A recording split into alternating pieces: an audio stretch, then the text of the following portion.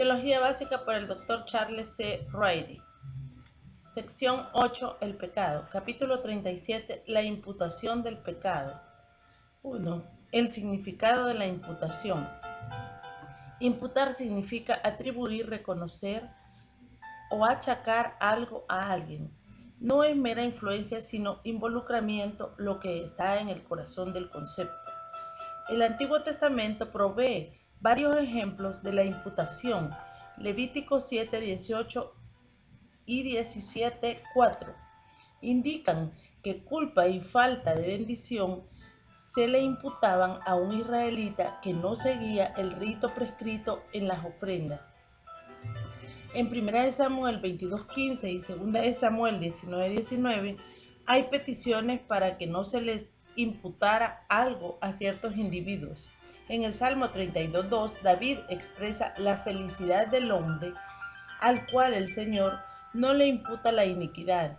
En todos estos casos, la imputación incluye alguna clase de involucramiento, no un mero influenciar. El Nuevo Testamento se refiere varias veces a la imputación que se halla en el Antiguo Testamento. Pablo declaró que el pecado no se imputa como una violación específica de un código letal cuando no hay ley. Romanos 5, 1 al 13. Él se refiere a la justicia que Dios le imputa a Abraham cuando creyó y a la justicia que David conoció cuando confesó su pecado. Capítulo 4. Santiago también se refiere a la justicia imputada a Abraham. Santiago 2:23. La muerte de Cristo hizo posible a Dios no imputarle al hombre sus pecados. 2 Corintios 5:19. La carta a Filemón contiene lo que probablemente es la ilustración más bella de la imputación. Pablo le dice a Filemón que si su esclavo Onésimo debe algo, que se lo cargue a la cuenta del apóstol. En otras palabras, cualquier deuda que Onésimo pudiera haber contraído sería cargada a la cuenta de Pablo y éste la pagaría. En forma similar, nuestros pecados fueron atribuidos, imputados, cargados a Cristo y Él pagó completamente nuestra deuda.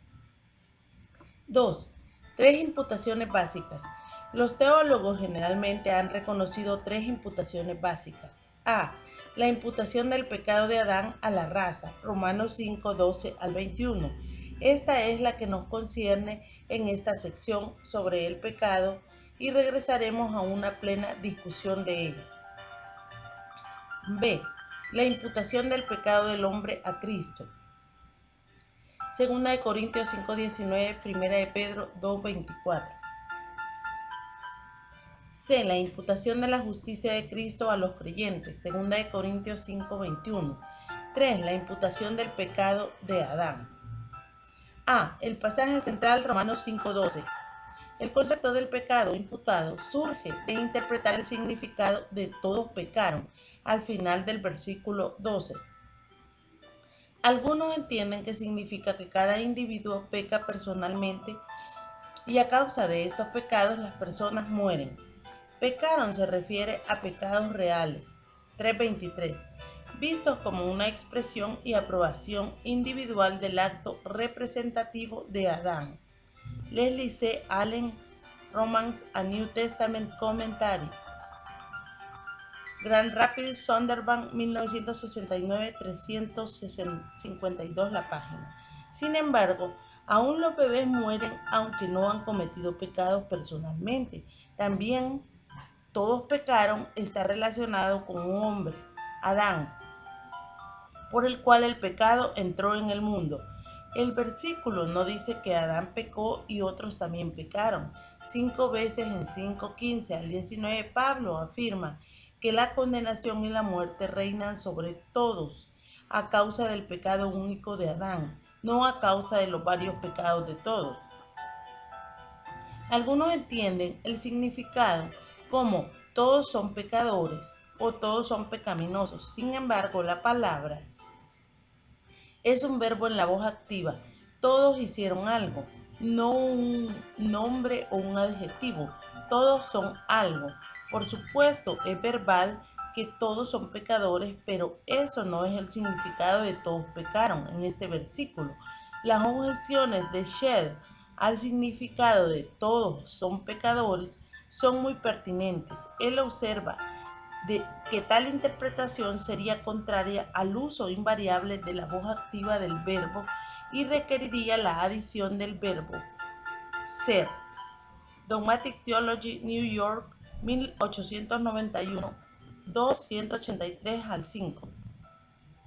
Los bartianos entienden que esto significa que el pecado es parte de la experiencia de todos, pero puesto que ellos no creen que Adán fue una persona real o que su pecado fue un hecho real en el tiempo y el espacio, no puede haber alguna conexión entre Adán y la raza humana.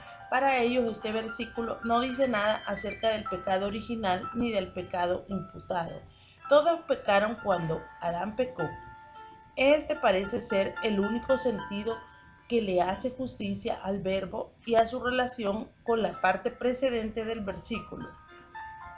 El tiempo del verbo indica una entrada histórica distinta. La muerte física llegó a todos los hombres no porque todos estaban en el proceso de pecar individualmente. Todos los hombres pecaron, con la excepción de los bebés que mueren en la infancia, experimentalmente. Pero aquí Pablo no está hablando de esto. El pecado de todos está centrado en el hombre Adán. Aberley Michelin, The Weekly Bible, editado por Pfeiffer y Harrison. Chicago Modi 1962, página 1197. B. La relación entre Adán y la raza. Aunque Pablo afirma claramente el hecho de que todo hombre pecó cuando Adán pecó, queda la pregunta de ¿cómo lo hicieron? ¿Cuál es la relación entre Adán y la raza? Históricamente se han dado dos respuestas. Son comúnmente clasificadas como A, el punto de vista federal o representativo, y B, el punto de vista seminal, realista o agustino. 1. El punto de vista representativo. Este considera a Adán como el representante de toda la raza humana, de modo que cuando Adán pecó, su pecado llegó a ser la base de la condenación de su raza. Nadie sino Adán realmente cometió ese primer pecado, pero puesto que Adán representaba a todos los humanos, Dios los consideró a todos como involucrados y por ello condenados. La palabra federal significa pacto e indica que Adán fue escogido para representar la raza en él, así llamado pacto de las obras. Debido a que la cabeza del pacto pecó, la culpabilidad de su pecado fue imputada a su posterioridad. Oseas 6:7 se cita como una referencia a este pacto. 2. El punto de vista seminal. El punto de vista seminal, realista o agustino, considera que Adán contenía la semilla de toda su posteridad, de modo que cuando él pecó, todos en efectos pecaron. La raza humana no estaba meramente representada por Adán, sino que en realidad estaba unida a Adán orgánicamente. El concepto de Pablo de la solidaridad racial parece ser una universalización del concepto hebreo de la solidaridad familiar. Un retrato trágico de solidaridad familiar se ve en Josué 7, 16 al 26, donde Acán se descubre como la causa de la derrota de Israel en Ai. Acán no culpó a nadie más, pero en la administración del castigo, todos los que estaban conectados con Acán fueron borrados de Israel. Michelson Wycliffe Bible Commentary, página 1197 al 8. Hebreos 7, 9 y 10 provee otro ejemplo del concepto seminal o germinal en la raza humana. El escritor claramente afirma que Leví, aunque no nació hasta casi 200 años después, para los efectos pagó diezmos en su bisabuelo Abraham. El antecesor Abraham contenía a sus descendientes. Leví, similarmente, nuestro antecesor, Adán nos contenía a todos nosotros, sus descendientes. Por lo tanto, igual que Leví participó en pagar el diezmo, nosotros también participamos en el pecado de Adán. De modo que el pecado de Adán fue imputado a cada miembro de la raza humana, porque cada miembro de la raza humana para los efectos pecó en Adán cuando Adán pecó. Se me presentó una ilustración de la imputación en la triste experiencia de uno de mis antiguos estudiantes. Este hombre, Guillermo, compartía los costos de un viaje a su casa durante las vacaciones de Navidad en el automóvil de José. En el camino, el conductor de otro auto no hizo caso a una señal de parada y le dio al de José por el costado. Cuando ocurrió el accidente, José manejaba mientras que Guillermo dormía. Por el hecho de que Guillermo fue seria y permanentemente lesionado, él presentó una demanda judicial para recibir compensación monetaria del dueño del otro vehículo, pero el dueño o su compañía de seguros trató de probar que hubo negligencia de parte de José. El abogado de Guillermo le escribió al mismo y le dijo, entre otras cosas, y si el jurado encuentra que él, José, fue negligente, esto será indudablemente imputado a usted y usted no podrá recibir compensación. Yo no creo que haya algo que podamos hacer por ahora para cambiar la situación. ¿Qué conectó a Guillermo con José y a la posible negligencia del mismo? Fue el hecho de que Guillermo había compartido los gastos. El dinero unió a Guillermo con José y con las acciones de José. La naturaleza humana nos unió a todos en Adán y el pecado de Adán. Todos participamos en el pecado de Adán y en la culpabilidad de Adán. Todos somos igualmente culpables y necesitados de un remedio para nuestro pecado. 4. La transmisión del pecado imputado. El pecado imputado se transmite directamente de Adán a cada individuo en cada generación. Puesto que yo estaba en Adán, él pecó. El pecado de Adán me fue imputado directamente, no por medio de mis padres y los padres de estos. El pecado imputado es una imputación inmediata, es decir, no por mediadores entre Adán y yo. Esto contrasta con la forma en que se transmite la naturaleza pecaminosa. Esta me llegó de mis padres y la de ellos, de los suyos, y así hasta llegar a Adán. El pecado heredado es una transmisión inmediata, puesto que pasa a través de todos los mediadores en las generaciones entre Adán y yo.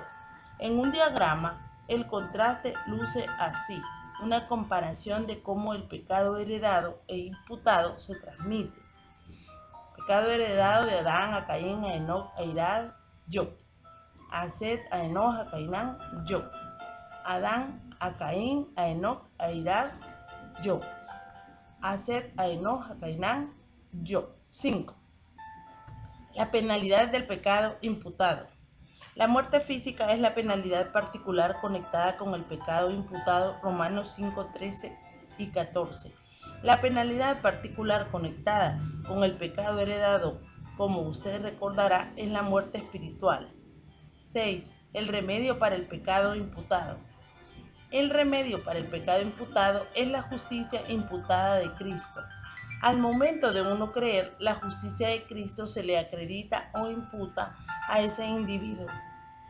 Como todos están en Adán, igualmente todos los creyentes están en Cristo, y estar en Él significa que su justicia es nuestra. Una ilustración gráfica de esto llegó a mí durante mis días de estudiante. Un criminal en la penitenciaría del estado pronto iba a ser ejecutado por homicidio. Su historia recibió una publicidad fuera de lo común por el hecho de que él había legado la córnea de uno de sus ojos para que se usara en lo que en ese entonces era el nuevo procedimiento del trasplante corneal. Además, el recipiente fue designado antes de la ejecución del criminal y ciertamente los dos hombres tuvieron un encuentro antes que la misma se llevara a cabo. Esto proporcionó una historia muy llena de interés humano para la prensa. Al tiempo debido, el homicida fue ejecutado, su córnea fue extirpada de su cuerpo.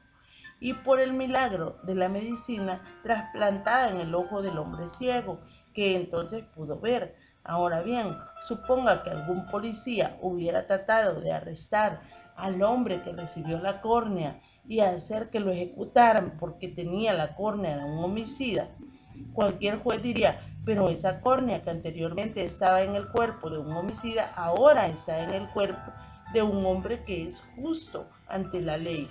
Por lo tanto, la córnea es tan justa como lo es el hombre. Y eso ilustra mi punto.